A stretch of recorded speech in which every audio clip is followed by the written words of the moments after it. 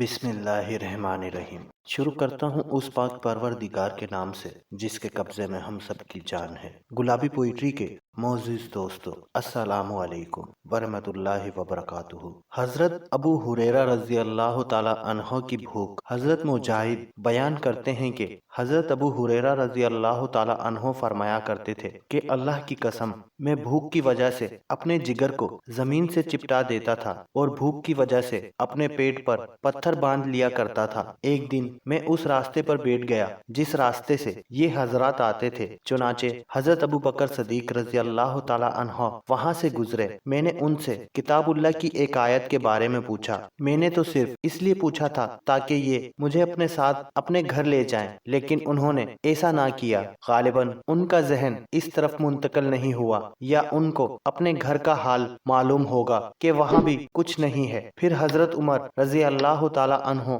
وہاں سے گزرے۔ میں نے ان سے بھی کتاب اللہ کی ایک آیت کے بارے میں پوچھا۔ میں نے تو صرف اس لیے پوچھا تھا تاکہ وہ مجھے اپنے ساتھ اپنے گھر لے جائیں، لیکن انہوں نے ایسا نہیں کیا۔ اتنے میں حضرت ابو القاسم رسول اللہ صلی اللہ علیہ وسلم کا وہاں سے گزر ہوا۔ آپ صلی اللہ علیہ وسلم نے میرے چہرے کا خستہ حال دیکھ کر میرے دل کی بات پہچان لی اور فرمایا، ابو ہریرہ۔ میں نے کہا، لبیک یا رسول اللہ صلی اللہ علیہ وسلم۔ آپ نے فرمایا، میرے ساتھ آؤ۔ میں ساتھ ہو لیا۔ حضور صلی اللہ علیہ وسلم گھر تشریف لے گئے۔ میں نے گھر کے اندر آنے کی اجازت چاہی۔ آپ نے مجھے اجازت دے دی۔ میں نے گھر میں دودھ کا ایک پیالہ رکھا ہوا پایا۔ آپ صلی اللہ علیہ وسلم نے اپنے گھر والوں سے پوچھا، یہ دودھ تمہارے پاس کہاں سے آیا ہے؟ انہوں نے بتایا کہ فلاں نے، یا کہا فلاں کے گھر والوں نے ہمیں ہدیے میں بھیجا ہے۔ آپ صلی اللہ علیہ وسلم نے فرمایا، اے ابو ہریرہ، حضور صلی اللہ علیہ وسلم نے پیار و شفقت کی وجہ سے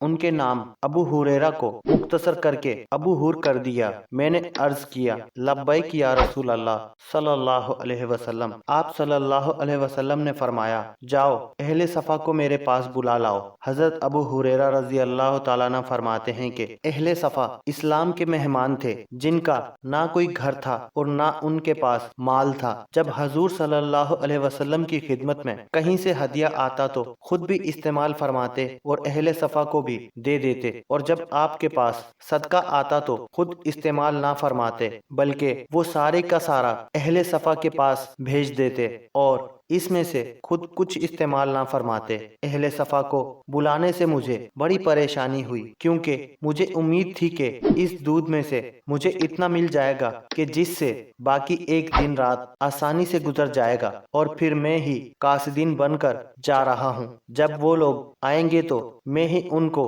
دودھ پینے کو دوں گا، تو میرے لیے تو دودھ کچھ نہیں بچے گا، لیکن اللہ اور اس کے رسول صلی اللہ علیہ وسلم کی مانے بغیر چارہ بھی نہیں تھا۔ چنانچہ میں گیا اور ان کو بلا لایا۔ انہوں نے آ کر حضور صلی اللہ علیہ وسلم سے اندر آنے کی اجازت مانگی۔ آپ صلی اللہ علیہ وسلم نے ان کو اجازت دے دی۔ وہ گھر کے اندر آ کر اپنی جگہوں پر بیٹھ گئے۔ حضور صلی اللہ علیہ وسلم نے فرمایا، اے ابو ہر، یہ پیالہ لو اور ان کو دینا شروع کرو۔ میں نے پیالہ لے کر ان کو دینا شروع کیا۔ ہر آدمی پیالہ لیتا اور اتنا پیتا کہ سحراب ہو جاتا، پھر مجھے پیالہ واپس کرتا، حتیٰ کہ میں نے سب کو پلا دیا، اور وہ پیالہ میں نے حضور صلی اللہ علیہ وسلم کی خدمت میں پیش کیا۔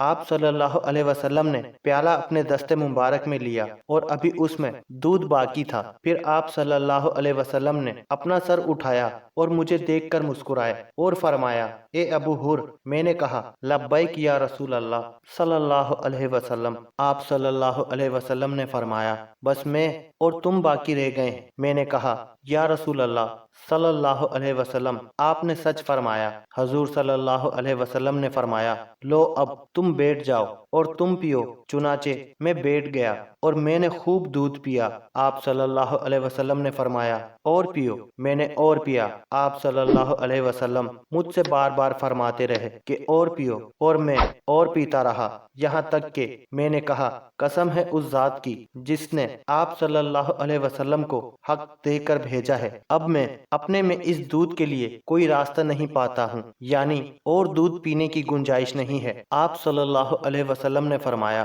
اچھا پیالہ مجھے دے دو۔ میں نے آپ صلی اللہ علیہ وسلم کو پیالہ دیا۔ آپ صلی اللہ علیہ وسلم نے وہ بچا ہوا دودھ نوش فرمایا۔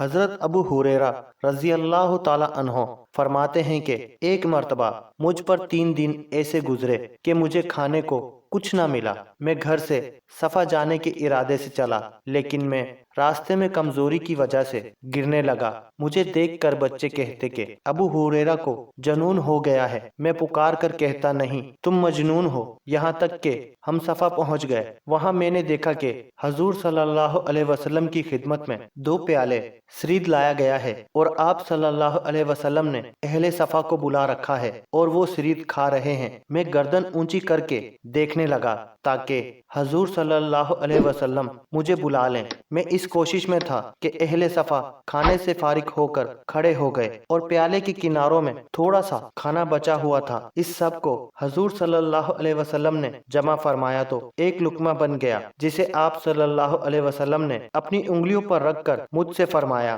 بسم اللہ پڑھ کر کھاؤ، قسم ہے اس ذات کی جس کے قبضے میں میری جان ہے۔ میں اس لقمے میں سے کھاتا رہا یہاں تک کہ میرا پیٹ بھر گیا اور لقمہ ختم نہ ہوا۔ حضرت ابن سیرین رضی اللہ تعالی عنہ بیان کرتے ہیں کہ ہم لوگ حضرت ابو ہریرہ رضی اللہ تعالی عنہ کے پاس بیٹھے ہوئے تھے۔ آپ نے کتان کے گیروے رنگ کے 2 کپڑے پہنے ہوئے تھے۔ کتان السی کا پودا ہے جس سے کپڑے تیار ہوتے ہیں۔ آپ نے کتان کے ایک کپڑے سے ناک صاف کر کے کہا، واہ واہ، آج ابو ہریرہ کتان کے کپڑے سے ناک صاف کر رہا ہے۔ حالانکہ میں نے اپنے آپ کو اس حال میں دیکھا ہے کہ میں حضور صلی اللہ علیہ وسلم کے منبر اور حضرت عائشہ رضی اللہ تعالی عنہا کے حجرے کے درمیان بے ہوش پڑا رہتا تھا۔ گزرنے والے مجھے مجنون سمجھ کر اپنے پاؤں سے میری گردن دباتے تھے۔ اس زمانے میں جنون کا علاج گردن کو پاؤں سے دبانے سے کیا جاتا تھا، حالانکہ یہ جنون کا اثر نہیں تھا بلکہ میں بھوک کی زیادتی کی وجہ سے بے ہوش ہو جاتا تھا۔ ابن سعد کی روایت میں مزید یہ مضمون بھی ہے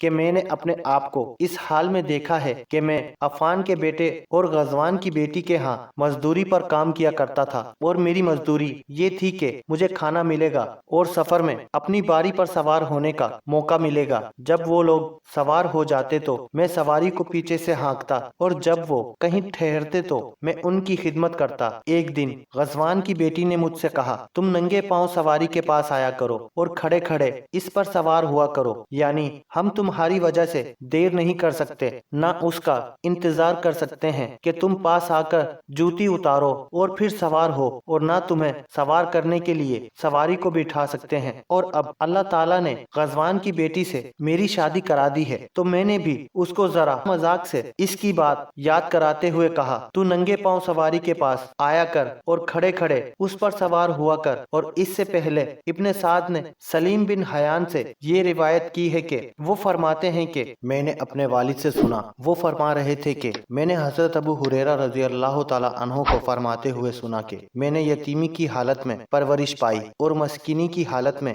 ہجرت کی، اور میں بصرہ بنت غزوان کے ہاں مزدوری پر کام کرتا تھا، جس کے بدلے میں مجھے کھانا اور باری پر سواری پر سوار ہونا ملتا تھا۔ وہ لوگ جب کہیں اترتے تو میں ان کی خدمت کرتا، اور جب وہ سوار ہو جاتے تو حدیث پڑھتا۔ پھر اللہ تعالیٰ نے بصرہ سے ہی میری شادی کر دی۔ تمام تعریفیں اس اللہ کے لیے ہیں جس نے دین کو تمام کاموں کے ٹھیک ہونے کا ذریعہ بنایا اور ابو ہریرہ رضی اللہ تعالی عنہ کو امام بنایا۔ حضرت عبداللہ بن شقیق فرماتے ہیں کہ میں حضرت ابو ہریرہ رضی اللہ تعالی عنہ کے ساتھ مدینے میں 1 سال رہا۔ ایک دن ہم لوگ حضرت عائشہ رضی اللہ تعالی عنہ کے حجرہ شریف کے پاس بیٹھے ہوئے تھے۔ آپ نے مجھ سے کہا کہ ہم لوگوں نے اپنے آپ کو اس حال میں دیکھا ہے کہ ہمارے کپڑے صرف کھردری اور موٹی چادریں ہوا کرتے تھے، اور کئی دن گزر جاتے تھے اور ہمیں اتنا بھی کھانا نہیں ملتا تھا کہ جس سے ہم اپنی کمر سیدھی کر سکیں، اور ہمارا پیٹ اندر کو چپکا ہوا ہوتا تھا۔ اس پر پتھر رکھ کر ہم اسے کپڑے سے باندھ لیا کرتے تھے تاکہ